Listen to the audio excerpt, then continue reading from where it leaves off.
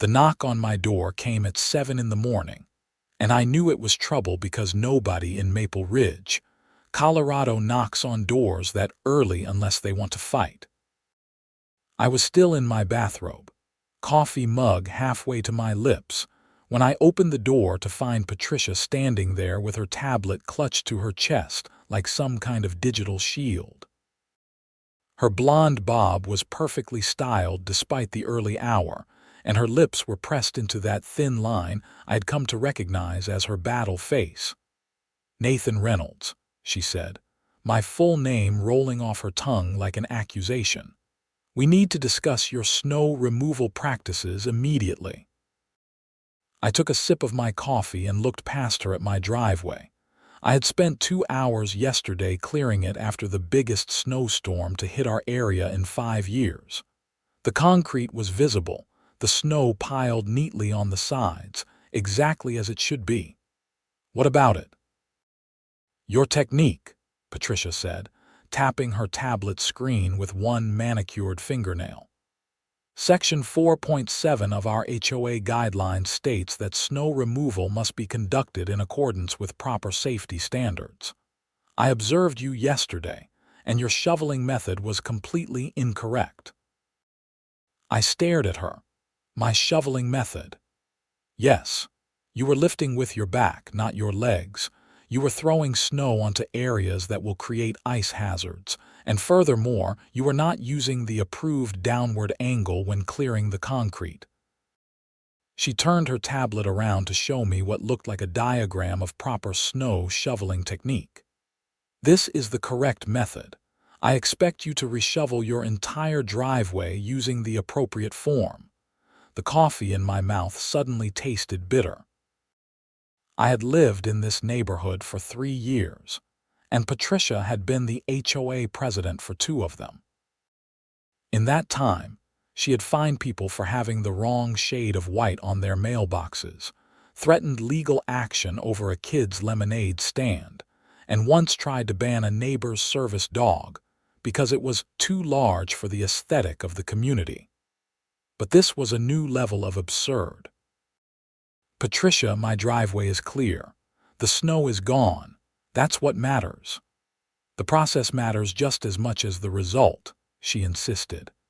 "If another homeowner saw your improper technique and injured themselves trying to replicate it, the HOA could be held liable. I am documenting this violation and issuing you a formal warning.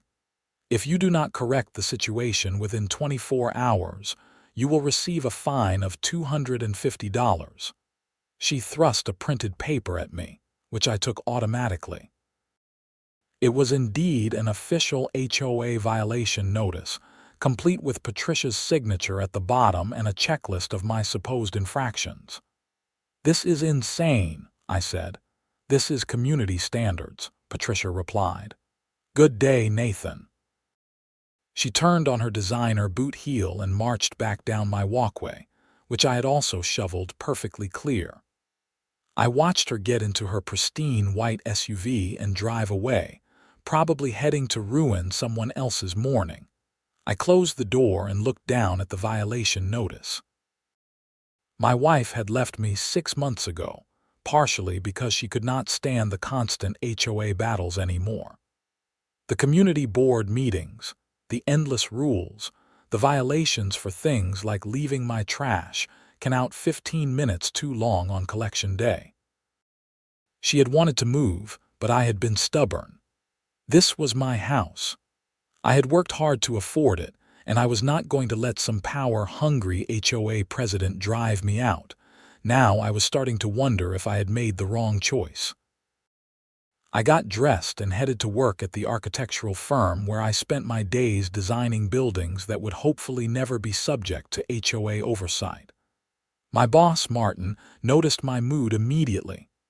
"HOA trouble again?" he asked. "Patricia says I shovel snow wrong," I told him. He laughed, then stopped when he realized I was serious. "Wait, what?" I explained the morning's visit and showed him the violation notice I had photographed on my phone. Martin shook his head in disbelief. "That woman needs a hobby," he said, or a job does she work? Her husband is some kind of investment banker. She has nothing to do all day except patrol the neighborhood looking for violations. Can she actually fine you for this? According to the HOA bylaws we all signed when we bought our houses, yes. The board has broad discretion in determining violations of community standards. Martin whistled low. That's rough, man.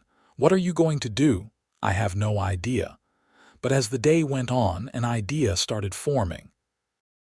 If Patricia wanted to make this about proper technique and safety standards, then I would give her exactly that. I would bring in an expert. During my lunch break, I started making calls. I found a company called Rocky Mountain Snow Removal that had been in business for 25 years. They handled everything from residential driveways to commercial parking lots, and their website showed numerous certifications and safety awards.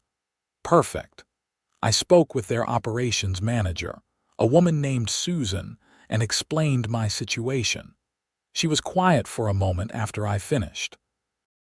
Let me get this straight, Susan said. Your HOA president is threatening to fine you because she does not like your shoveling technique. That's correct. And your driveway is actually clear. The job is done, completely clear, has been since yesterday afternoon. Susan laughed, a genuine belly laugh that made me feel slightly better about the whole situation. Mr. Reynolds, I have been in the snow removal business for 30 years. I have seen a lot of ridiculous things, but this might take the cake. I would be happy to come out and provide a professional assessment of your snow removal work. No charge. This I have to see. We scheduled for her to come by the next morning at 9. That would give me time to document everything before Patricia's 24-hour deadline expired. I sent Patricia an email informing her that I would be having a snow removal professional evaluate my work, and that I expected the violation to be rescinded once the expert confirmed I had done nothing wrong. Her response came within 10 minutes. The HOA board stands by its assessment. We look forward to reviewing any documentation you wish to provide. That evening, I went through my security camera footage. I had installed cameras around my property last year after someone kept filing anonymous complaints about my lawn height. The cameras never caught the complainant, but I was certain it was Patricia. Now, though, they would prove useful in a different way. I watched myself shoveling the previous day. I was not a professional, but I was methodical. I had cleared the driveway in sections, piling the snow neatly along the edges where it would not create walkway hazards.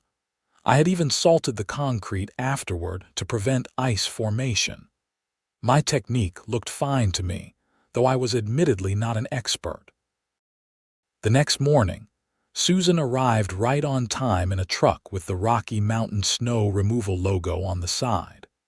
She was a sturdy woman in her 50s with gray hair pulled back in a practical ponytail and wearing professional snow gear despite the fact that the sun was currently shining. "Mr. Reynolds," she asked, shaking my hand with a firm grip. "Nathan, please, thanks for coming out. Wouldn't miss it. Now show me this driveway that's causing so much trouble." I led her around to look at my snow removal work. There had been no new snowfall, so everything was exactly as I had left it 2 days ago. Susan walked up and down the driveway, examined the snow piles on the edges, checked the drainage, and even pulled out some kind of measuring device to check the concrete surface. "Well," I asked finally. "It's a perfectly adequate job," Susan said. "The snow is cleared. You left appropriate drainage gaps. The piles are positioned where they will not create hazards, and I can see from the salt residue that you treated for ice. Is there something specific your HOA president thinks you did wrong?" I pulled out my phone and showed her the violation notice with Patricia's listed complaints. Susan read through it, her expression growing more incredulous with each point. "Lifting with your back instead of legs," Susan looked at me. Do you have back problems? No, I feel fine. Then you were probably lifting correctly enough. People naturally adjust their technique to avoid pain. This complaint is nonsense. She scrolled down. Throwing snow onto ice hazard areas. Where exactly are these hazard areas? I have no idea. As far as I know, I put all the snow along the edges of my property. And this last one about downward angle, Susan actually laughed. There is no such thing as an approved downward angle for shoveling snow. You push the snow, you lift the snow, you throw the snow. The angle depends on the individual's height, strength, and the type of snow. This is completely made up. Can you put that in writing? I asked. Absolutely. In fact, give me a few minutes. I want to document this properly. Susan went back to her truck and returned with a camera and a clipboard. She spent the next 20 minutes photographing my driveway from multiple angles, taking measurements and writing notes. Then she sat in her truck typing on a laptop. When she emerged, she handed me several printed pages. This is a professional assessment of your snow removal work, Susan said. I have documented that the job meets all reasonable safety standards, that there are no hazards created by your technique, and that your driveway is properly cleared. I have also included my professional opinion that the complaints listed in your violation notice are without merit and appear to reflect a misunderstanding of proper snow removal practices. I scanned the document. It was thorough, professional, and completely vindicated my work. Susan, I cannot thank you enough. My pleasure. I have dealt with my share of difficult people in this business, but HOA presidents are a special breed. Give them a little power and they think they are experts in everything. She handed me a business card. If you need me to testify or attend a board meeting, give me a call. I would be happy to explain to your HOA president why she is wrong. After Susan left, I scanned the assessment and emailed it to Patricia with a polite note requesting that the violation be withdrawn. Then I went to work feeling better than I had in days. The feeling lasted until Patricia responded that afternoon. After reviewing the provided documentation, the HOA board has determined that the violation stands. The expert you hired is not on our approved vendor list, and therefore her opinion does not supersede the board's judgment. Your fine will be assessed as scheduled unless you reshovel your driveway using proper technique. You may reference the technique guide provided with your original violation notice. I read the email 3 times, my blood pressure rising with each pass. She was doubling down. Even with a professional expert saying she was wrong, Patricia refused to back down. That evening, I did something I rarely did. I went to visit my neighbor, Tom Chen, who lived 3 houses down. Tom had been fighting with the HOA for over a year about his front yard vegetable garden, which Patricia claimed violated the aesthetic standards of the community. He had eventually won after threatening legal action, but it had been a long battle. Tom answered the door with a beer in his hand and a knowing look on his face. "She got you too?" he asked. "How did you know?" "Patricia was on my doorstep yesterday claiming my snow removal created runoff that violated drainage regulations. She fined me $500. $500. Mine is only $250. Second offense, Tom explained. First one was for having icicles on my gutters. Apparently those are a safety hazard I should have prevented. He invited me in, and we spent the next hour sharing HOA horror stories. Tom's wife, Jennifer, joined us and added her own tales of violations for things like hanging holiday lights one day too early and planting the wrong color flowers in their garden bed. "The thing is," Tom said, "Patricia does not actually have the authority to just make up rules. The HOA is governed by our CC and Artiques, The covenants, conditions, and restrictions we all agreed to when we bought our houses. She is supposed to enforce those rules, not invent new ones. I read through the CC and Articus when I got the violation, I said. There is nothing in there about snow shoveling technique. Exactly. She is abusing the general safety clause to create arbitrary rules. That's where I finally got her on the garden thing. I brought in a lawyer who specializes in HOA disputes, and he tore apart her violations.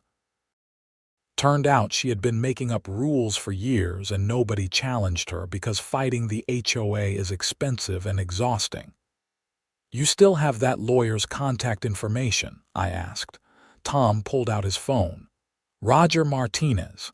He is not cheap, but he knows his stuff. Tell him I sent you. I called Roger Martinez the next morning and explained my situation. He listened quietly, asking occasional questions about the specific wording of the violation and the HOA bylaws. Mr. Reynolds, I am very familiar with Patricia and the Maple Ridge HOA.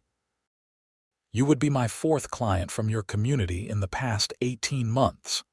The good news is that you have a strong case. The bad news is that fighting it will likely require attending board meetings, filing formal appeals, and potentially pursuing legal action if the board does not back down.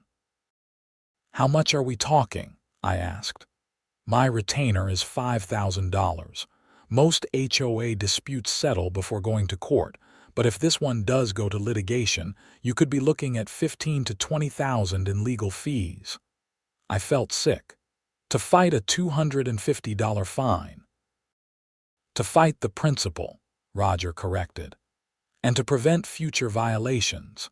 If you pay this fine, Patricia will know she can continue making up arbitrary rules.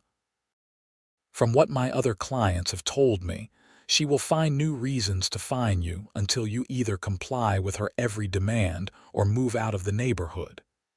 He was right, but $20,000 was a huge amount of money. I told Roger I would think about it and get back to him. That weekend, another snowstorm hit.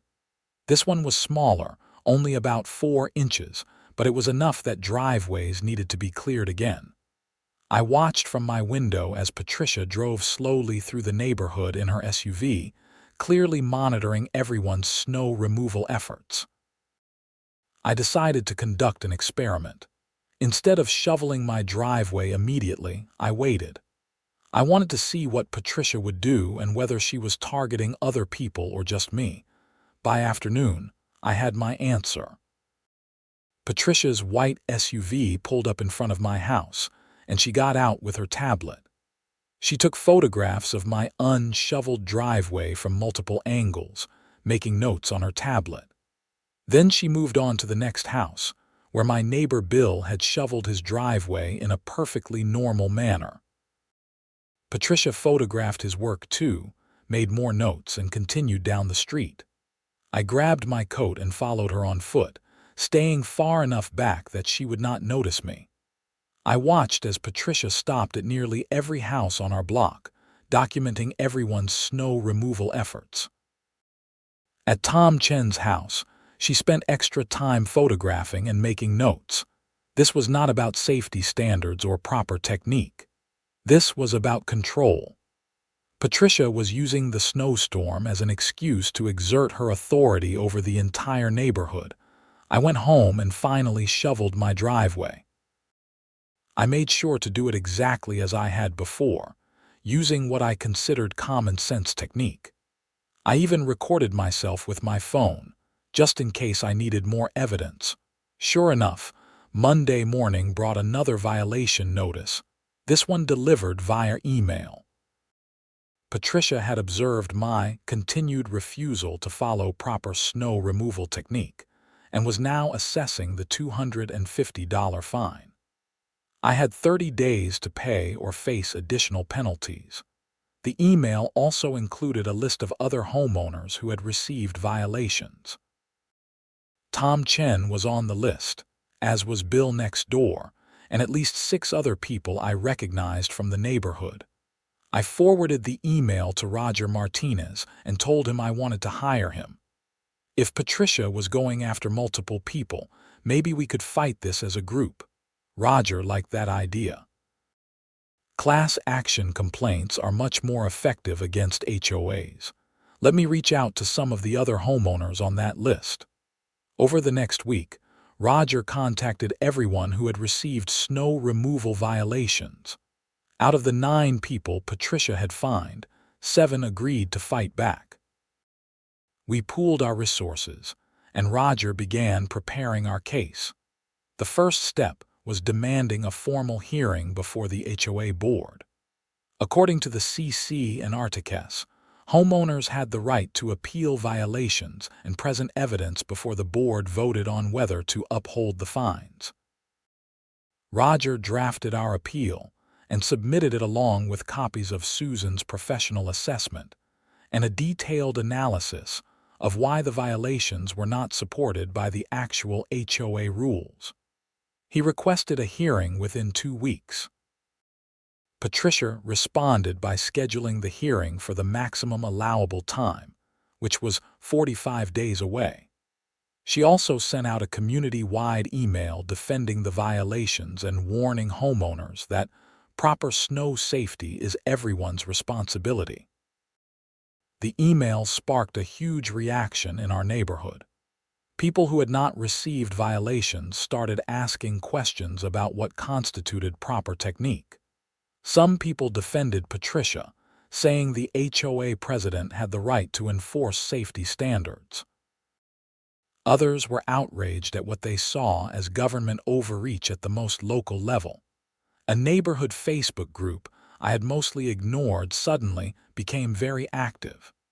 People were posting photos of their snow removal work and asking if it met HOA standards.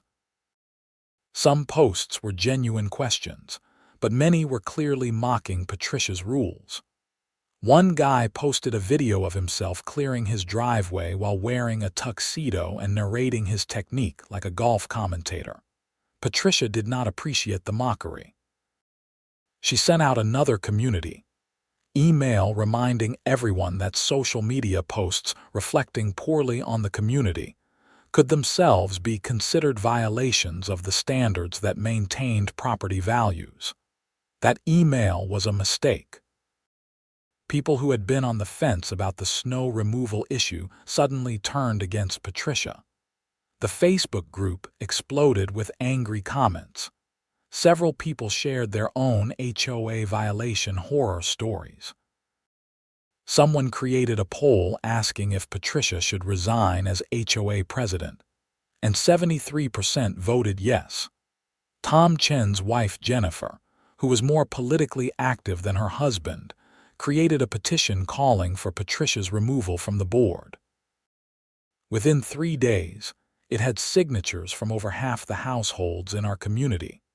Patricia responded by claiming the petition was invalid because it had not followed proper procedures outlined in the HOA bylaws. Roger reviewed those procedures and informed us that Patricia was wrong. The bylaws allowed for a special election to remove board members if 25% of homeowners signed a petition requesting it. We had more than enough signatures, but calling a special election would take months, and we still had our hearing to prepare for. Roger scheduled meetings with all 7 of us who were fighting the violations. We met at Tom's house on a Tuesday evening.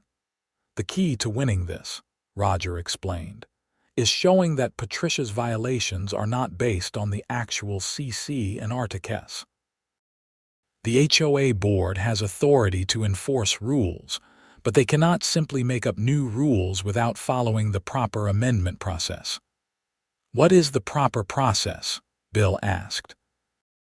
Any changes to community rules require a vote of the full board, written notice to all homeowners, a 30-day comment period, and then a ratification vote at a community meeting.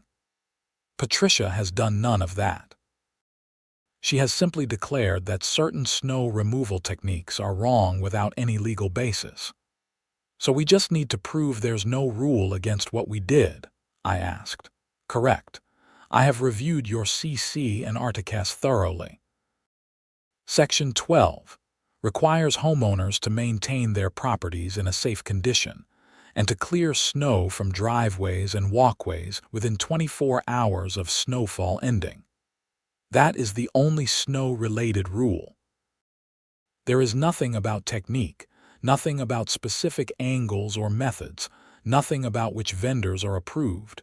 Patricia invented all of that. What about her argument that the board has discretion to interpret safety standards? Tom asked. That discretion exists, but it is not unlimited. Courts have consistently ruled that HOA boards must act reasonably and in accordance with the governing documents, making up detailed technical requirements that appear nowhere in the rules, then fining people for not following those made-up requirements is not reasonable. Roger pulled out a thick folder of papers. I have also researched Patricia's history as board president. Over the past 2 years, she has issued over 150 violations to homeowners in this community. That is an unusually high number. I have affidavits from several of my previous clients describing a pattern of arbitrary enforcement and personal bias. Can we use that at the hearing? Jennifer asked. We can present it as context showing a pattern of behavior. The board might not want to hear it, but if this goes to court, a judge definitely will. We spent the rest of the evening preparing our testimony. Roger coached each of us on what to say, how to present our evidence, and how to respond to likely questions from the board. He emphasized staying calm and factual, not letting Patricia provoke us into emotional reactions. As we were wrapping up, Tom raised another concern. What if the board just votes to uphold the fines anyway? Patricia controls 2 of the 5 board seats. Her husband Gary is on the board, and her friend Deborah always votes with her. That is 3 out of 5 votes. You are correct that this board is unlikely to rule against Patricia, Roger said. But that is fine. We need this hearing on the record so we can appeal to civil court if necessary. Once a judge reviews the evidence, I am very confident we will win. How long will that take? I asked. Could be 6 months to a year before we get a court date. But in the meantime, you do not have to pay the fines. Once you have filed an appeal, collection is suspended pending the outcome. That was something, at least. I had been worried about the fines accumulating with interest and penalties. The next morning, I was getting ready for work when I noticed a car parked across the street from my house. It was a silver sedan I did not recognize, and there was someone sitting in the driver's seat. As I watched, the person raised a camera and took photographs of my house. I walked outside and approached the car. The driver, a middle-aged man in a business suit, rolled down his window. "Can I help you?" I asked. "Just taking some photos," he said. "Public street, perfectly legal." "Who are you?" "I am a private investigator hired to document property violations in this community." "Have a good day, sir." He rolled up his window and drove away before I could respond. I immediately called Roger and told him what happened. Patricia hired a private investigator. Roger sounded more amused than concerned. "That is a new one. She must be worried about the hearing." "What was he documenting?" "My house looks fine." "Probably trying to find something, anything, she can use to show you are a problem homeowner. Do not worry about it. Keep your property maintained and follow the actual rules in your CC and Articas. If she tries to bring up unrelated violations at the hearing, I will shut it down." But the private investigator's visit rattled me. It felt invasive, like Patricia was escalating the conflict beyond reason. I mentioned it to my coworkers at lunch, and my colleague Deanna offered some perspective. "My parents dealt with something similar in their HOA," she said. The board president was on a power trip, making everyone's lives miserable. Eventually, people started selling their houses just to get away from the drama. Property values actually dropped because buyers did not want to deal with the HOA. That is what I am afraid of, I admitted. I love my house, but this constant fighting is exhausting. That is exactly what Patricia is counting on, Deanna said. She wants you to give up and either fall in line or move away. Do not let her win. She was right, but it was hard to maintain that resolve when every day brought some new HOA drama. The private investigator came back twice more over the next week, always photographing my property from the street. I made sure everything was perfect. My grass was cut to exactly the allowed height. My trash cans were stored out of sight. My holiday decorations were within the approved time frame, and my mailbox was the correct color. If Patricia wanted to find violations, she would have to work harder than that. The hearing date finally arrived on a cold February evening. It was held in the community clubhouse, a building I had been inside maybe twice since moving to the neighborhood. Roger had advised all 7 of us to attend, even though only a few of us would testify. He wanted the board to see how many homeowners were united against Patricia's overreach. We arrived early and took seats in the front row. The room gradually filled with other residents, some there to support us, others apparently just curious about the drama. By the time the meeting started, every seat was taken and people were standing along the walls. The HOA board sat at a table at the front of the room. Patricia was in the center, flanked by her husband Gary and her friend Deborah. The other 2 board members were Michael Torres and Sandra Kim. Michael and Sandra had always seemed more reasonable than Patricia's faction, but Tom had warned me they rarely voted against her. Patricia called the meeting to order and went through some preliminary business about community finances and upcoming events. She seemed to be deliberately drawing things out, making us wait. Finally, she reached our item on the agenda. We now move to the appeals of snow removal violations issued in January. 7 homeowners have requested a hearing to contest their fines. Attorney Roger Martinez is representing the appellants. Roger stood and introduced himself, then gave an overview of our appeal. He was articulate and professional, laying out the facts calmly and logically. The homeowners here tonight all cleared their driveways in a timely manner following the January snowstorm, as required by Section 12 of the Community CC and Artiques. They are being fined not because they failed to remove snow, but because Mrs. Stevenson claims their technique was improper. However, there is no rule in the governing documents about snow removal technique. The board cannot fine homeowners for violating rules that do not exist. Patricia immediately interrupted. The board has discretionary authority to interpret safety standards. That authority exists within the framework of the actual rules, Roger countered. You can determine whether a homeowner's driveway is adequately cleared, but you cannot invent new technical requirements that appear nowhere in the governing documents.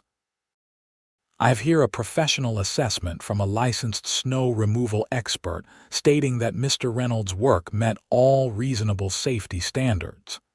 He handed copies of Susan's assessment to each board member. Patricia barely glanced at hers. "This expert is not on our approved vendor list," she said. "There is no approved vendor list in the CC and Artiques," Roger replied. "You have mentioned this list before, but no such list exists in any governing document. Can you show me where homeowners are required to use only approved vendors for snow removal?" Patricia's lips pressed into a thin line. "It is in the board guidelines. Board guidelines are internal procedures, not rules that bind homeowners. If you want to create an approved vendor list that homeowners must follow, you need to amend the CC and Artiques through the proper process. You cannot simply declare that a list exists and then fine people for not following it. The audience murmured in agreement. I could see Patricia growing angry, her face flushing red. The board has broad authority to maintain community standards, she insisted. Reasonable authority to enforce existing rules, Roger corrected. Not unlimited authority to make up new rules on a whim. Let us move on to the specific violations. Mrs. Stevenson claims that Mr. Reynolds was lifting with his back instead of his legs. Setting aside the absurdity of fining someone for their body mechanics while shoveling their own driveway, how exactly did you assess this? Do you have medical training, biomechanical expertise? I know proper lifting technique when I see it, Patricia said. Based on what qualifications? Patricia did not answer. Roger continued methodically dismantling each of her claims, the throwing snow onto ice hazard areas. Patricia could not identify any actual hazards created. The improper downward angle. She could not explain what the correct angle should be or where that standard came from. It was devastating, and I could see some of the other board members looking uncomfortable. Michael Torres kept glancing at Patricia, as if expecting her to provide better answers. Roger called Susan as a witness, and she repeated her assessment that my snow removal work was perfectly adequate. She also testified that in her 30 years in the business, she had never heard of an HOA trying to regulate shoveling technique. Snow removal is about outcomes, not methods, Susan explained. As long as the snow is cleared safely and does not create hazards, the specific technique used is irrelevant. Every person has a slightly different approach based on their physical capabilities and the tools available. So, in your professional opinion, Mr. Reynolds did nothing wrong? Roger asked. Correct. His driveway was properly cleared and posed no safety hazards. Patricia tried to cross-examine Susan, asking increasingly technical questions about snow density and ice formation. Susan answered each one patiently, and her responses only reinforced that she knew far more about the subject than Patricia did. When Susan finished, Roger called me to testify. I described my snow removal process, showed the security camera footage of my work, and explained that I had followed common-sense practices to clear my driveway safely. Did you at any time create a safety hazard? Roger asked. No. I was careful to pile the snow where it would not block walkways or drainage. Did you consult Mrs. Stevenson's technique guide before shoveling? No, because it was not included in the original CC and Artiques when I bought my house. The first time I saw it was when she gave me the violation notice. Were you aware of any requirement to use a specific shoveling technique? No. The CC and Artiques say to clear snow within 24 hours. That is what I did. Patricia asked me only one question. You believe the HOA board has the authority to enforce safety standards in this community? I believe the board has authority to enforce the rules in our governing documents, I replied carefully. But I do not believe the board can make up new rules without following the proper amendment process. Roger smiled slightly. I had given exactly the answer we had practiced. The hearing continued for nearly 2 hours. Each of the 7 homeowners testified, and the pattern was the same. We had all cleared our snow properly. We had all been fined for violating rules that did not exist, and none of us had created any actual safety hazards.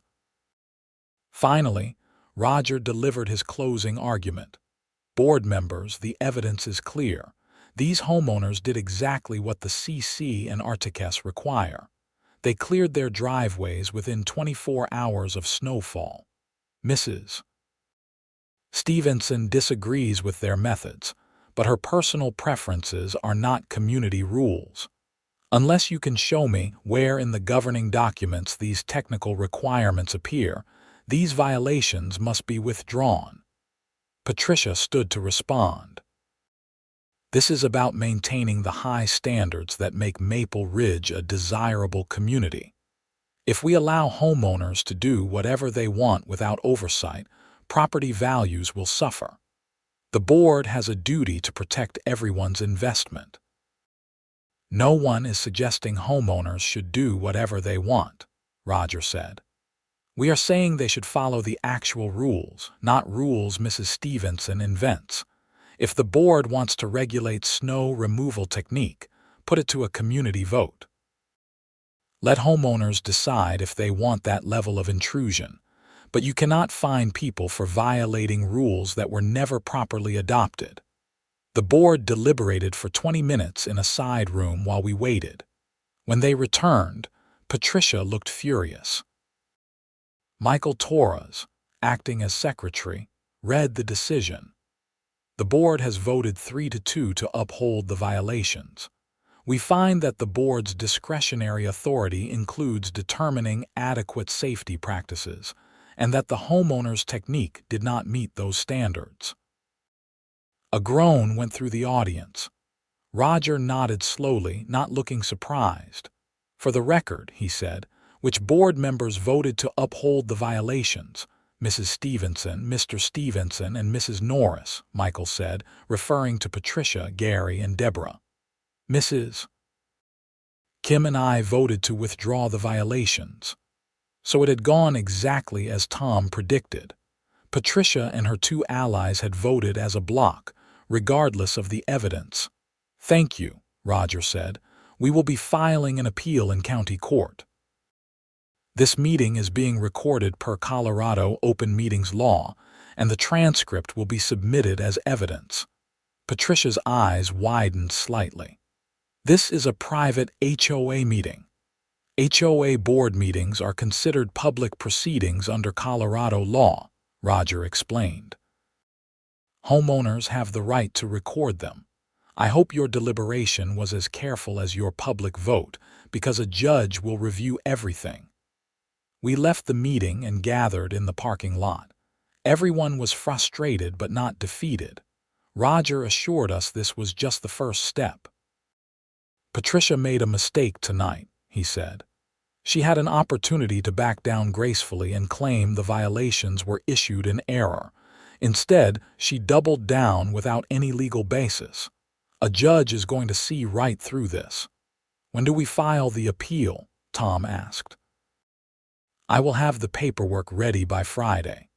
We will sue the HOA for declaratory relief, asking the court to rule that the violations are invalid. We will also seek attorney's fees and costs, which means if we win, the HOA will have to reimburse us for the cost of fighting this. That will come out of our HOA dues, someone pointed out. Yes, Roger agreed, which gives all the other homeowners a financial incentive to remove Patricia from the board. She is costing everyone money with her vindictive enforcement. Over the next week, Roger filed our lawsuit in Boulder County District Court. The filing made local news, with a headline reading, Maple Ridge homeowners sue HOA over snow shoveling fines. A reporter even came to interview me, and I explained the situation as calmly as I could. The HOA has legitimate rules about snow removal, I said. We are not fighting those rules. We are fighting made-up requirements that our HOA president invented without any legal authority. The story resonated with people. It got shared widely on social media, with most comments supporting our position. The HOA became a minor laughingstock, which only made Patricia angrier. She sent out another community email defending the board's decision and attacking Roger as an outside agitator trying to undermine community standards for personal profit. Roger responded with a cease and desist letter threatening to add defamation to our lawsuit if Patricia continued making false statements about him. The special election petition that Jennifer had organized was also moving forward. The HOA bylaws required the board to schedule a vote within 90 days of receiving a valid petition. Patricia tried to claim the signatures were invalid, but Roger reviewed them and confirmed they met all requirements. The vote was scheduled for April. If a majority voted to remove Patricia, she would be off the board and we could finally have some peace. But Patricia was not going down without a fight. In March, I received a new violation notice. This one claimed that my mailbox had rust spots that violated the community's maintenance standards. I went outside to examine my mailbox and found a single tiny spot of discoloration about the size of a pencil eraser. It was barely visible and could easily have been dirt rather than rust.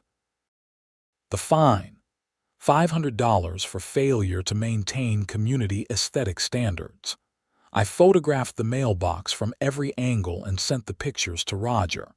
He added the violation to our growing file of evidence showing Patricia's vindictive pattern of enforcement. "She is trying to harass you into dropping the lawsuit," Roger said. "Do not give her the satisfaction. We will add this to our complaint as further evidence of arbitrary enforcement." Tom Chen received a similar violation for excessive lawn growth, even though his grass was well within the height limit. Bill got fined for parking his car in his driveway overnight, something dozens of people in the neighborhood did regularly. Jennifer was cited for having a decorative wreath on her door one day after the allowable period, for seasonal decorations expired. Patricia was lashing out at everyone involved in the lawsuit, and it was becoming obvious even to residents who had previously supported her. The Facebook group turned decisively against her, with people posting their own petty violations and expressing support for removing her from the board. Then things took a more serious turn. One evening in late March, I came home to find my mailbox had been knocked over. The post was broken at the base, and the mailbox itself was dented and lying in my yard. My first thought was that some kids had vandalized it, but when I reviewed my security camera footage, I saw something different. The footage showed Patricia's white SUV pulling up in front of my house around 2 in the morning. She got out, looked around to make sure no one was watching, and then walked up to my mailbox with a baseball bat. She swung twice, knocking the mailbox clean off its post, then got back in her SUV and drove away. I could not believe what I was seeing. Patricia had not just issued a violation about my mailbox. She had vandalized it herself so she could fine me for not maintaining it. I called Roger immediately, and he told me to call the police and file a report. I did, and 2 officers came out to take my statement and review the footage. They recognized Patricia from the video. "We will need to bring her in for questioning," one officer said. Vandalism of a mailbox is a federal offense since it interferes with mail delivery. She could be facing serious charges. "I do not care about federal charges," I said. "I just want this harassment to stop. That is up to the prosecutor's office. We will submit our report, and they will decide whether to file charges." The officers left, and I spent the rest of the evening feeling a strange mix of vindication and disbelief. Patricia had actually committed a crime because she was so determined to punish me for challenging her authority. The next morning, I got a call from Tom. "Did you see the neighborhood Facebook group?" "No, why?" "Someone leaked your security footage. It's gone viral." I checked the group and found that someone, I never learned who, had downloaded the video from my security company's cloud storage and posted it publicly. Within hours, it had thousands of views and hundreds of comments. People were outraged that the HOA president would vandalize a homeowner's property. Local news picked up the story again. This time with the headline, HOA president caught on camera vandalizing homeowner's mailbox.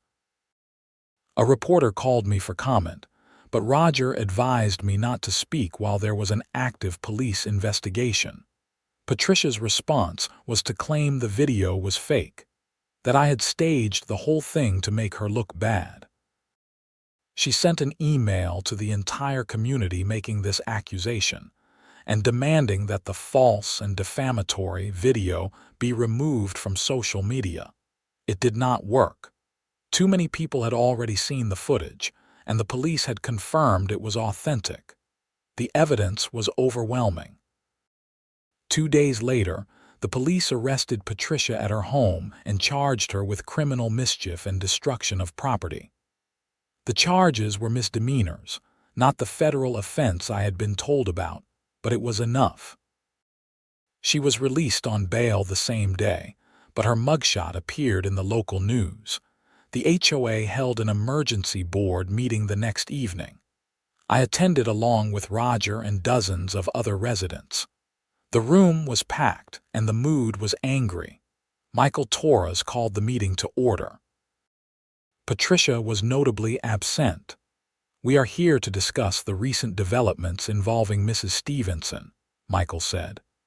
"As you all know, she has been charged with vandalizing Mr. Reynolds' mailbox. The board has reviewed the evidence and finds it credible. In light of these serious allegations, we are calling for Mrs. Stevenson's immediate resignation as board president."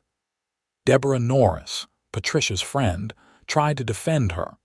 "We do not have all the facts yet. Mrs. Stevenson deserves the presumption of innocence." "She was caught on video," someone shouted from the audience. "The video could be manipulated," Deborah argued weakly. "The police authenticated it," Roger interjected.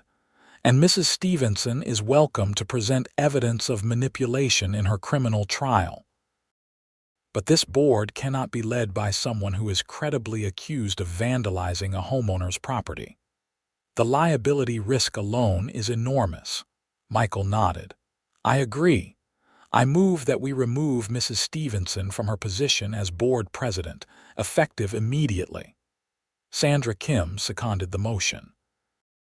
Gary Stevenson, Patricia's husband, voted against it, as did Deborah. But Michael and Sandra's votes were enough to pass the motion. Patricia was no longer HOA president. The special election scheduled for April was still held, and Patricia lost her board seat entirely by a landslide vote. Deborah and Gary also chose not to run for re-election, and 3 new board members were elected who ran on a platform of reform and reasonable enforcement. Our lawsuit against the HOA was settled out of court. The new board agreed to withdraw all of the snow removal violations, reimburse us for our legal fees, and issue a written apology acknowledging that the violations were not supported by the governing documents.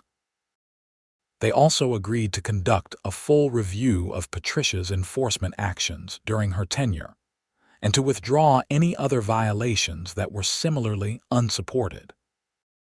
That review found over 30 invalid violations that were withdrawn, with fines totaling more than $15,000 refunded to various homeowners. Patricia's criminal case took longer to resolve. She initially pled not guilty, but the video evidence was overwhelming. In June, she accepted a plea deal that involved pleading guilty to misdemeanor criminal mischief, paying restitution for the mailbox damage, performing community service, and attending anger management classes. She avoided jail time but would have a criminal record. The Stevenson family put their house on the market shortly after and moved away. I heard they relocated to a neighborhood without an HOA. Life in Maple Ridge slowly returned to normal, or at least a better version of normal. The new board president, Michael Torres, took a much more reasonable approach to enforcement. He focused on actual problems like safety hazards and serious maintenance issues, not petty complaints about shoveling technique or mailbox aesthetics. The neighborhood Facebook group remained active, but became less toxic. People still complained about HOA issues occasionally, but most of the posts were about community events, recommendations for local services, and neighborly questions. I became friendly with several of the people I had fought alongside, particularly Tom and Jennifer. We occasionally got together for barbecues and joked about our HOA war stories, though none of us wanted to relive that stress. My ex-wife called me a few months after everything settled down. She had seen the news coverage and wanted to know if I was okay. We had a long conversation about the whole ordeal, and she admitted that she understood better now why I had been so determined to fight rather than just move. It was never really about the house, I told her. It was about not letting someone abuse their power just because they could. I get that now, she said. I am sorry I did not see it before. We were not getting back together. That ship had sailed, but it was good to part on better terms. In December, nearly a year after the snow shoveling incident that started everything, another major snowstorm hit Maple Ridge. I watched the snow accumulate in my driveway and felt a familiar tension in my chest. Then I laughed at myself. Patricia was gone. The new board was reasonable. Nobody was going to find me for my shoveling technique.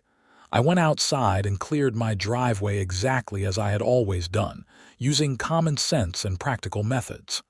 When I finished, my neighbor Bill waved from across the street. "Looking good, Nathan," he called out. "Thanks. You too." Tom came walking down the sidewalk with his snow shovel over his shoulder like a rifle. "Everyone ready for the HOA inspector," he joked. "Bring it on," I said. "I've got video evidence of my proper technique." We all laughed. The joke was funny now because the nightmare was over. That evening, I received an email from Michael Torres on behalf of the HOA board. It was a simple community reminder about snow removal, stating that driveways and walkways should be cleared within 24 hours of snowfall ending, per Section 12 of the CC and Articles. No mention of technique, no diagrams, no threats, just a straightforward reminder of the actual rule. I replied thanking him for the reminder and confirming that my driveway was already clear. His response came quickly. "Great, exactly what we like to see. Stay warm out there." That was what HOA communication should be. Respectful, reasonable, and focused on legitimate community needs rather than power trips and petty control. I settled into my couch that evening with a sense of peace I had not felt in a long time. My house was still my house. My neighborhood was still my neighborhood. And I had learned an important lesson about standing up to bullies, even when they had official titles and governing authority.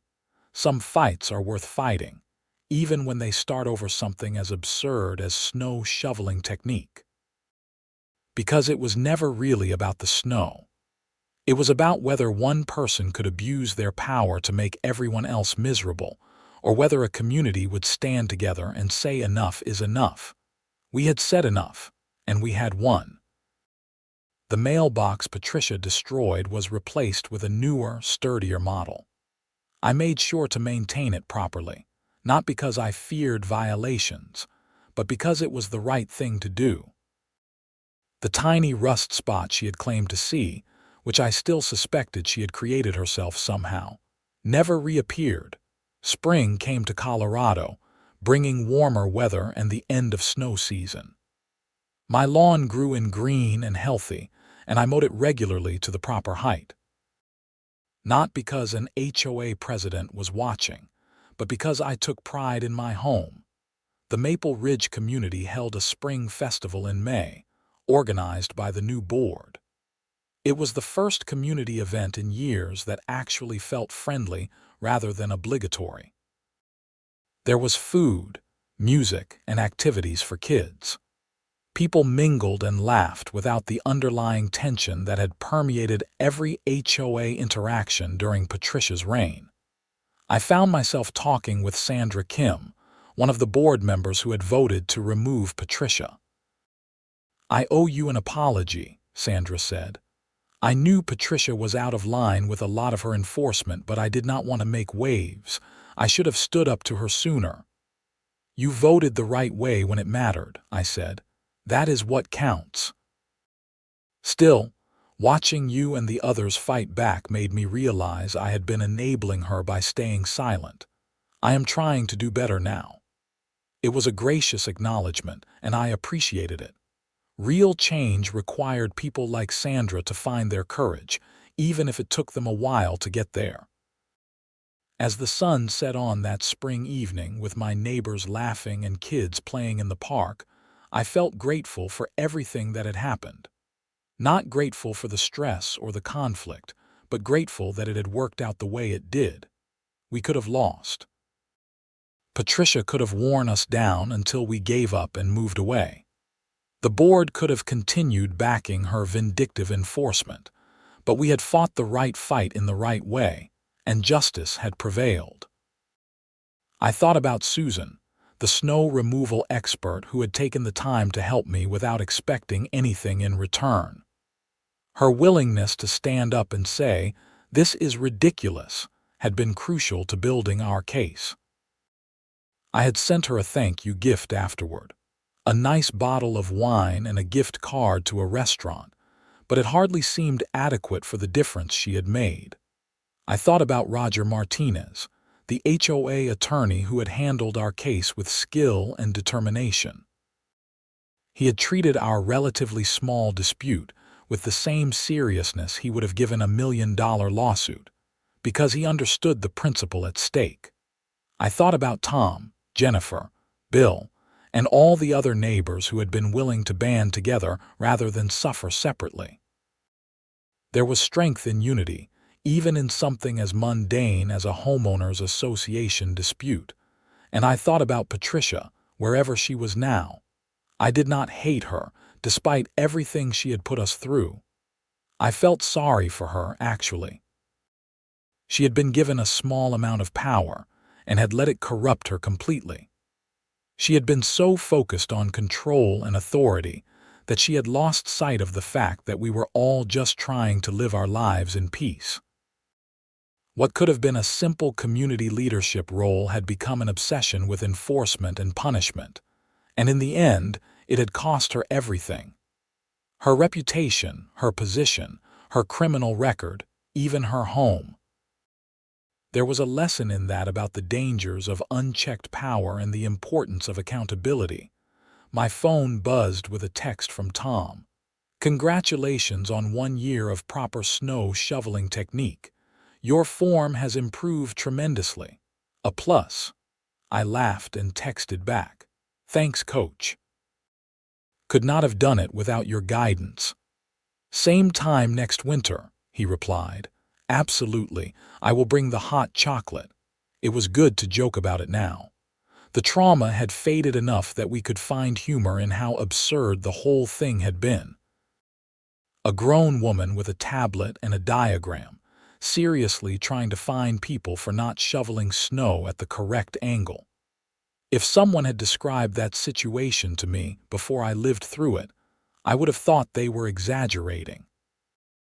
But it had been real, and we had survived it, and our community was better for it. As I drove home from the spring festival that evening, I noticed a "for sale" sign in front of a house 3 streets over. Someone new would be moving into the neighborhood soon. I hoped they would appreciate what we had fought for, the reasonable and respectful HOA governance that we now had instead of the tyrannical enforcement we had endured. Maybe I would introduce myself when they moved in, welcome them to the neighborhood, and let them know that if they ever had problems with the HOA, there were people here who would stand with them. That was the kind of community we were building now. I pulled into my driveway, the same driveway I had shoveled so many times under Patricia's critical eye. It looked the same as it always had, just a normal suburban driveway leading to a normal suburban house. But it meant more to me now. It represented home, not just as a physical space but as a principle. The right to live peacefully in your own home without unreasonable interference. The right to be judged by fair and clearly stated rules, not arbitrary whims. The right to challenge authority when authority oversteps its bounds.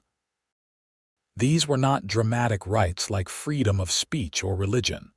They were small domestic rights, but they mattered.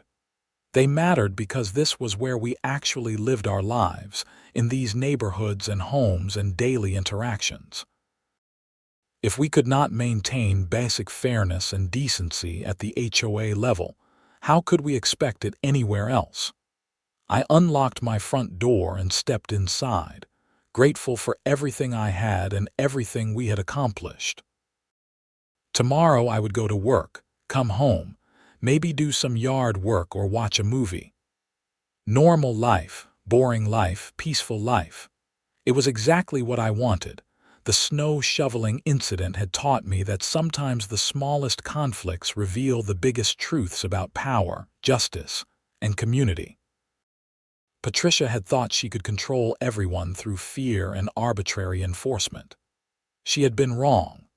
We had proven that standing together, fighting for what is right, and refusing to back down could overcome even the most determined bully. And in the end, that was worth every moment of stress, every dollar in legal fees, and every hour spent preparing for hearings and meetings. Because now, when it snowed in Maple Ridge, Colorado, people could shovel their driveways however they wanted, as long as the job got done. And that was exactly how it should be. The ordinary right to be left alone, to manage your own property in reasonable ways, to not have someone standing over your shoulder criticizing your technique for doing basic tasks. These were not grand freedoms, but they were real freedoms, and they were worth defending. I thought about writing down the whole story, documenting everything that had happened so others dealing with HOA overreach might benefit from our experience. Maybe I would do that someday. For now, though, I was content to simply live in my house, be part of my community, and know that we had made things better not just for ourselves but for everyone who would live in this neighborhood in the years to come. The next board meeting was scheduled for the following Tuesday, and I planned to attend, not because I expected problems, but because I had learned the importance of staying engaged. HOAs only become tyrannical when good people check out and stop paying attention.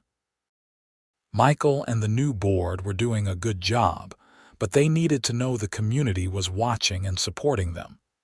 That was the final lesson from the whole ordeal. Democracy, even HOA democracy, requires participation. You could not just elect good people and then ignore what they did. You had to stay involved, attend meetings, speak up when necessary, and hold leaders accountable. It was work, admittedly. It would have been easier to just pay my dues and ignore the HOA entirely, but I had learned what happens when people take that approach. You end up with someone like Patricia making unilateral decisions that affect everyone's lives. Never again. Not in my neighborhood. I made dinner, watched some television, and went to bed feeling content. Through my bedroom window, I could see the streetlights illuminating the quiet suburban street. Somewhere out there, my neighbors were living their lives too, secure in the knowledge that their HOA was no longer a source of stress and conflict. We had taken back our community, one snow shovel at a time, and that, ultimately, was the story worth telling. Not about the conflict itself, but about regular people who refused to accept unreasonable authority and who worked together to create positive change. The snow would fall again next winter as it always did in Colorado.